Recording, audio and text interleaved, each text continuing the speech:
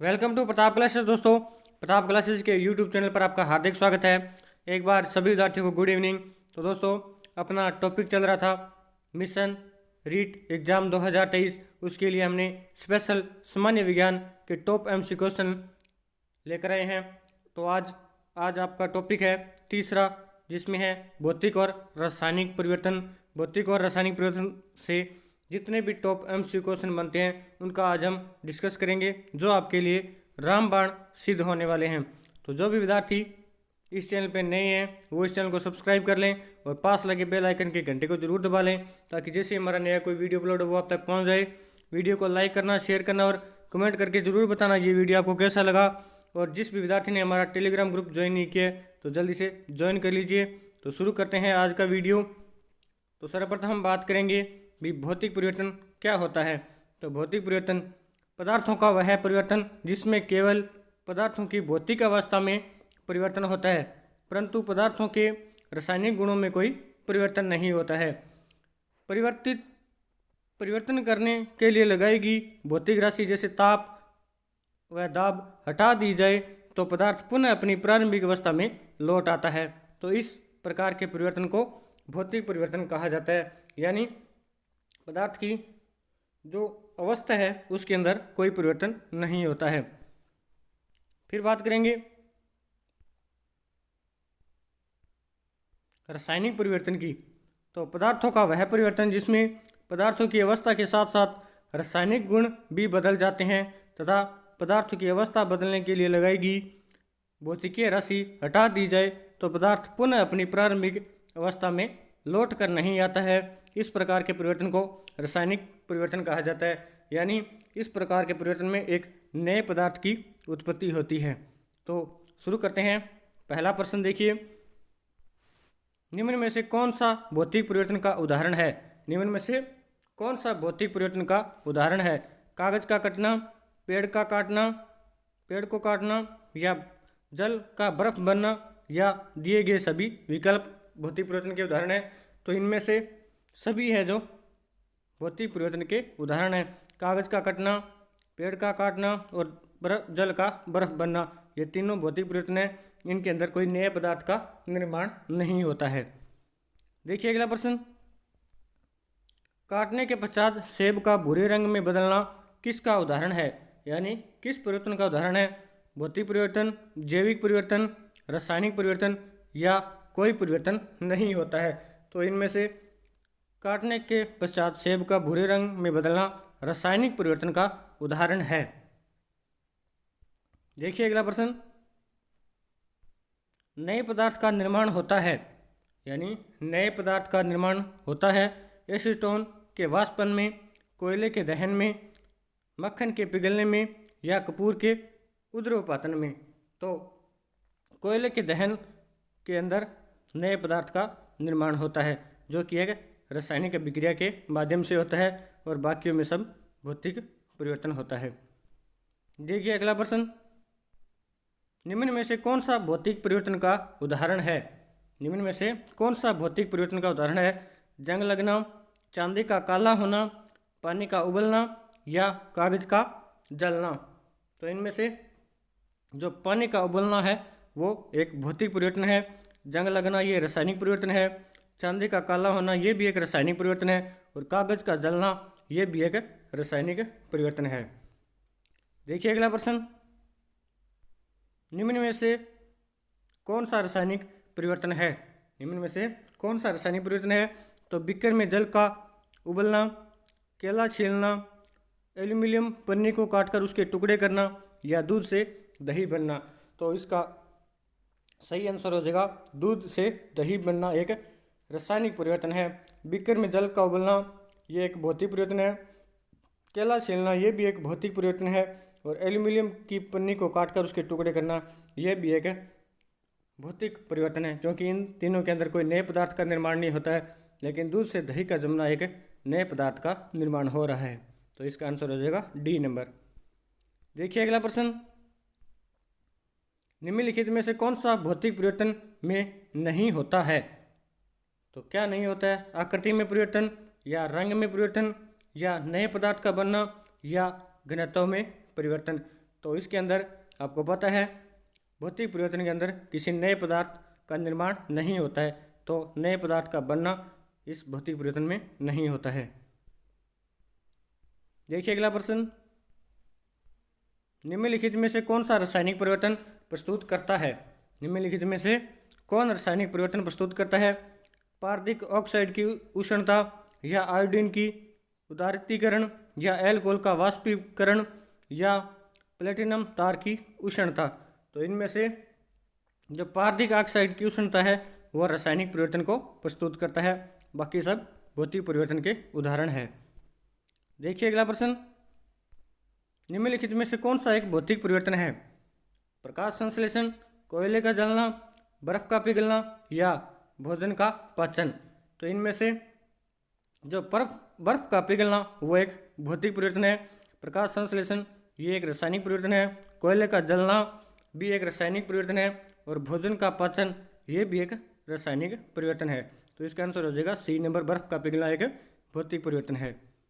देखिए अगला प्रश्न, श्वसन की प्रक्रिया है, श्वसन की प्रक्रिया है ऊष्माक्षेपी ऑक्सीकरण विक्रिया, ऊष्माशोषी ऑक्सीकरण विक्रिया, ऊष्माक्षेपी अपचयन विक्रिया, या ऊष्माशोषी अपचयन अभिक्रिया। तो इनमें से श्वसन एक ऊष्माक्षेपी ऑक्सीकरण अभिक्रिया है। श्वसन की बात करें तो इस श्वसन की क्रिया में ग्लूकोज का कार्बन डाइऑक्साइड जल और ऊर्जा में परिवर्तन होता है, और यह क्रिया ऑक्सीजन की उपस्थिति में होती है। देखिए अगला प्रश्न, निम्नलिखित में से कौन सा एक भौतिक परिवर्तन नहीं है? निम्नलिखित में से कौन सा एक भौतिक परिवर्तन नहीं है? जल का नमक में विलय होना, जल का क्वथनांक पर जल का वाष्प में बनना, या बर्फ के गलनांक पर जल का बनना, या द्रवित पेट्रोलियम गैस का दहन। तो इनमें से द्रवित पेट्रोलियम गैस का दहन, कोई भी हो, दहन हो या जलना हो, तो वो रासायनिक परिवर्तन होता है। तो इनमें से एक द्रवित पेट्रोलियम गैस का दहन ये एक भौतिक परिवर्तन नहीं है, बाकी तीनों भौतिक परिवर्तन है। देखिए अगला प्रश्न, सामान्य ताप पर दूध का खट्टा हो जाना कौन सा परिवर्तन है? यानी सामान्य ताप पर दूध का खट्टा हो जाना किस प्रकार का परिवर्तन है? भौतिक परिवर्तन, रासायनिक परिवर्तन, भौतिक और रासायनिक दोनों परिवर्तन, या इनमें से कोई नहीं। तो सामान्य ताप पर दूध का खट्टा होना एक रासायनिक परिवर्तन है। दूध का दही के अंदर बनना भी एक रासायनिक परिवर्तन है। देखिए अगला प्रश्न, निम्नलिखित में से कौन सा भौतिक परिवर्तन है? निम्नलिखित में से कौन सा भौतिक परिवर्तन है? लकड़ी का जलना, कोका कोला पेय में नमक डालने से गैस का निकलना, कागज के टुकड़े का जलना, या लोहे पर जंग लगना। तो आपको पता है जलना ये भी रासायनिक परिवर्तन हो गया, और यहाँ पे कागज के टुकड़े का जलना ये भी रासायनिक परिवर्तन हो गया, लोहे पर जंग लगना ये भी रासायनिक परिवर्तन है। तो इनमें से भौतिक परिवर्तन कौन सा होगा? तो कोका कोला पेय में नमक डालने से गैस का निकलना एक भौतिक परिवर्तन है। ये जो आज क्वेश्चन आप पढ़ रहे हैं ये किसी न किसी एग्जाम के अंदर आए हुए हैं। देखिए अगला प्रश्न, रासायनिक परिवर्तन KCiO3 का KCi यानी के पोटेशियम, सी से क्लोराइड, कैल्शियम क्लोराइड का कैल्शियम क्लोराइड में क्लोरीन का ऑक्सीकरण अंक क्या होता है? तो ऑक्सीकरण अंक 6 बढ़ जाता है, या 6 घट जाता है, या 4 घट जाता है, या 4 बढ़ जाता है। तो इसमें से ये जो 6 अंक से घट जाता है। देखिए अगला प्रश्न, मोमबत्ती का जलना निम्न में से किस परिवर्तन का उदाहरण है? मोमबत्ती का जलना निम्न में से किस परिवर्तन का उदाहरण है? बहुत ही अच्छा प्रश्न है, और ये बार बार एग्जाम में पूछा जाता है। तो केवल भौतिक परिवर्तन, केवल रासायनिक परिवर्तन, भौतिक व रासायनिक परिवर्तन दोनों, या न तो भौतिक परिवर्तन और न ही रासायनिक परिवर्तन। तो इनमें से मोमबत्ती का जलना भौतिक व रासायनिक परिवर्तन दोनों प्रकार के परिवर्तन का उदाहरण है। देखिए अगला प्रश्न, निम्न में से कौन सा रासायनिक परिवर्तन का उदाहरण है? जल का बर्फ में बनना ये तो भौतिक परिवर्तन है, बर्फ का पिघलना ये भी भौतिक परिवर्तन है, लकड़ी का जलना ये रासायनिक परिवर्तन है। तो इसका आंसर हो जाएगा सी नंबर, चीनी का पानी में घुलना, इससे कोई नया पदार्थ नहीं बनता है, ये भी भौतिक परिवर्तन है। तो रासायनिक परिवर्तन का उदाहरण कौन सा होगा? लकड़ी का जलना। देखिए अगला प्रश्न, रासायनिक परिवर्तन के साथ होते हैं, रासायनिक परिवर्तन के साथ होते हैं नए प्रकार के पदार्थ का निर्माण होता है, ये भी सही है। निकाय की एंथैल्पी में परिवर्तन होता है, ये भी सही है। पदार्थ के रासायनिक गुणों में परिवर्तन होता है, ये भी सही है। तो इसका आंसर हो जाएगा उपयुक्त सभी। देखिए अगला प्रश्न, रासायनिक परिवर्तन के लिए असत्य कथन छांटिए। रासायनिक परिवर्तन के लिए असत्य कथन छांटिए। यह उत्क्रमणीय परिवर्तन है, इसके साथ ऊर्जा में भी परिवर्तन होता है, पदार्थ का आंतरिक संगठन परिवर्तन होता है, या नए उत्पाद का निर्माण होता है। तो यह उत्क्रमणीय परिवर्तन है, तो ये असत्य कथन हो जाएगा। रासायनिक परिवर्तन एक उत्क्रमणीय परिवर्तन नहीं है, बाकी सब इसके कथन सत्य हैं। देखिए अगला प्रश्न, निम्नलिखित में से कौन सा भौतिक परिवर्तन नहीं है? निम्नलिखित में से कौन सा भौतिक परिवर्तन नहीं है? ठोसों का द्रव में बदलना, यह तो भौतिक परिवर्तन है। गैसों का द्रव में द्रवीकरण, यह भी भौतिक परिवर्तन है। और गैस द्रवों का गैसों में वाष्पीकरण होना, यह भी भौतिक परिवर्तन है। और पदार्थों का किण्वन होना एक भौतिक परिवर्तन नहीं है, यह एक रासायनिक परिवर्तन है। तो इसका आंसर हो जाएगा सी नंबर, पदार्थों का किण्वन एक भौतिक परिवर्तन नहीं है। देखिए अगला प्रश्न, जिस रासायनिक अभिक्रिया में ऊष्मा निकलती है उस अभिक्रिया को क्या कहा जाता है? जिस रासायनिक अभिक्रिया में ऊष्मा निकलती हो उसे अभिक्रिया को क्या कहा जाता है? तो उस अभिक्रिया को कहा जाता है ऊष्माक्षेपी अभिक्रिया। देखिए अगला प्रश्न, निम्न में से व्युत्क्रमी परिवर्तन कौन सा नहीं है? निम्न में से व्युत्क्रमी परिवर्तन कौन सा नहीं है? जल से भाप बनना, लोहे का पिघलना, केरोसिन का जलना, या भाप का संघनन। तो इनमें से केरोसिन का जलना एक व्युत्क्रमी परिवर्तन नहीं है। देखिए अगला प्रश्न, नीचे कुछ रासायनिक प्रक्रियाएं दी गई है। लोहे पर जंग लाना, यह रासायनिक प्रक्रिया है। मोमबत्ती का जलना, यह भी रासायनिक प्रक्रिया है। श्वसन, यह भी रासायनिक प्रक्रिया है। और प्रकाश संश्लेषण, इसमें भी रासायनिक प्रक्रिया होती है। तो प्रश्न क्या कह रहा है? इनमें से कौन सी दो धीमे दहन को दर्शाती है? यानी जो इसमें दहन की जो प्रक्रिया है वो धीरे होती है। 4 व 1 और 3 में, या 2 और 3 में, या 2 और 4 में। तो 1 व 3 यानी लोहे पर जंग लगना और श्वसन, ये कुछ धीमे दहन को दर्शाती है। तो इसका आंसर हो जाएगा बी नंबर। देखिए अगला प्रश्न, निम्नलिखित में से कौन सा एक रासायनिक परिवर्तन नहीं है? निम्न में से कौन सा एक रासायनिक परिवर्तन नहीं है? हवा में कोयले का जलना, गन्ने के रस का किण्वन, या पेट्रोलियम का क्रैकिंग, या समुद्री जल से टेबल नमक का क्रिस्टलीकरण। तो इनमें से समुद्री जल से टेबल नमक का क्रिस्टलीकरण यह एक रासायनिक परिवर्तन नहीं है, बाकी तीनों रासायनिक परिवर्तन है। देखिए अगला प्रश्न, क्रिस्टलीकरण उदाहरण है। क्रिस्टलीकरण किसका उदाहरण है? रासायनिक अभिक्रिया का, भौतिक परिवर्तन का, या रासायनिक परिवर्तन का, या जैविक अभिक्रिया का। तो इनमें से क्रिस्टलीकरण एक भौतिक परिवर्तन का उदाहरण है। देखिए अगला प्रश्न, भौतिक परिवर्तन में क्या क्या बदलते हैं? भौतिक परिवर्तन में क्या क्या बदलते हैं? आकार बदलता है, ये भी सही है। आमाप बदलता है, ये भी सही है। रंग और अवस्था, ये भी सही है। तो इसका आंसर होगा उपयुक्त सभी। ये तीनों प्रकार की प्रक्रियाएं होती है भौतिक परिवर्तन में। देखिए अगला प्रश्न, निम्न में से कौन सा रासायनिक परिवर्तन है? निम्न में से कौन सा रासायनिक परिवर्तन है? तो लोहे पर जंग लगना, यह भी रासायनिक परिवर्तन है।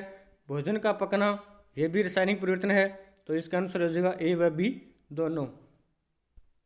देखिए अगला प्रश्न, परिवर्तन किस कारक पर निर्भर करता है? यानी जो परिवर्तन होते हैं वो किस कारक पर निर्भर करते हैं? अवस्था में परिवर्तन पर, या रचना में परिवर्तन, या रंग में परिवर्तन, या उपयुक्त सभी। तो इनमें से जो परिवर्तन होता है वो इन तीनों पर भी तीनों कारकों पर निर्भर करता है। अवस्था में भी परिवर्तन होता है, रचना में भी परिवर्तन होता है और रंग में भी परिवर्तन होता है।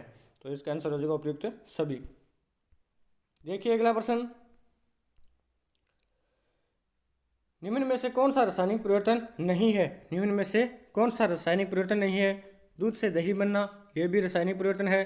कागज का गीला होना, ये रासायनिक परिवर्तन नहीं है, ये एक भौतिक परिवर्तन है। तो इसका आंसर हो जाएगा बी नंबर। कागज का जलना और कागज का गलना सड़ना, ये दोनों ही रासायनिक परिवर्तन के उदाहरण है। देखिए अगला प्रश्न, लोहे पर जंग लगने के लिए क्या आवश्यक है? लोहे पर जंग लगने के लिए क्या आवश्यक है?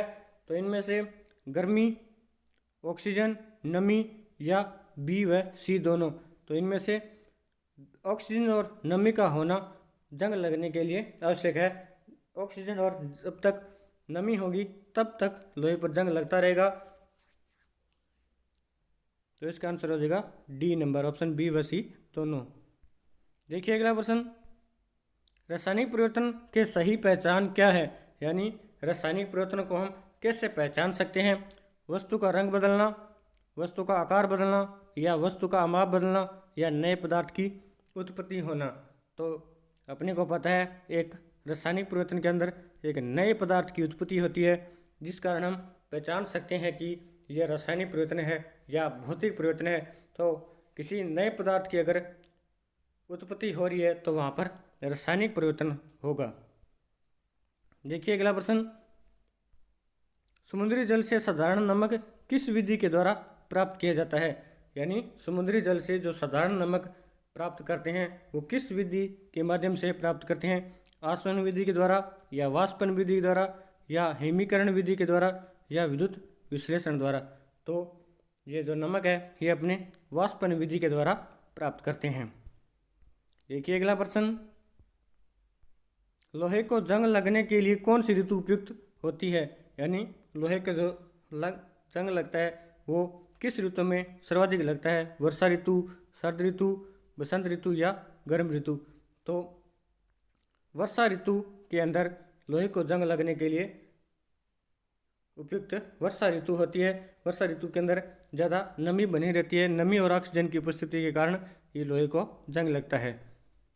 देखिए अगला प्रश्न, निम्नलिखित में से कौन सा भौतिक परिवर्तन है? निम्नलिखित में से कौन सा भौतिक परिवर्तन है? लोहे पर जंग लाना, ये तो रासायनिक परिवर्तन है। आयरन की ताप, ये एक भौतिक परिवर्तन है। लकड़ी का जलना, ये भी रासायनिक परिवर्तन है। एक फल का पकना, ये भी रासायनिक परिवर्तन है। तो इनमें से आयरन की जो ताप है वो एक भौतिक परिवर्तन है।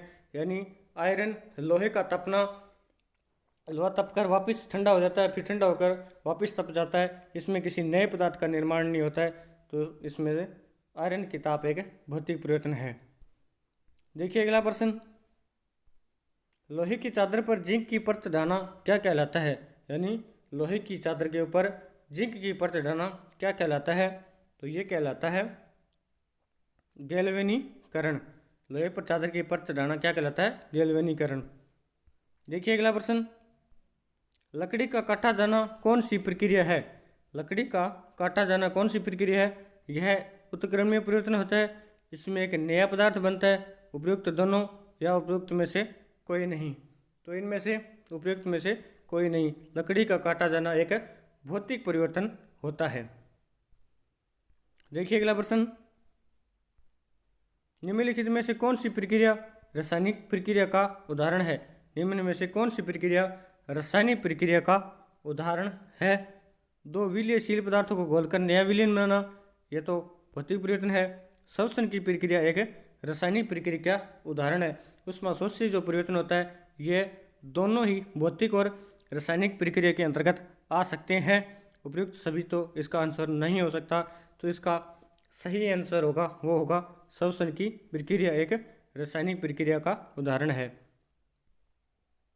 देखिए अगला प्रश्न, कोशिकाओं में होने वाला सक्रिय अभिगमन किस प्रकार की परिवर्तन का उदाहरण है?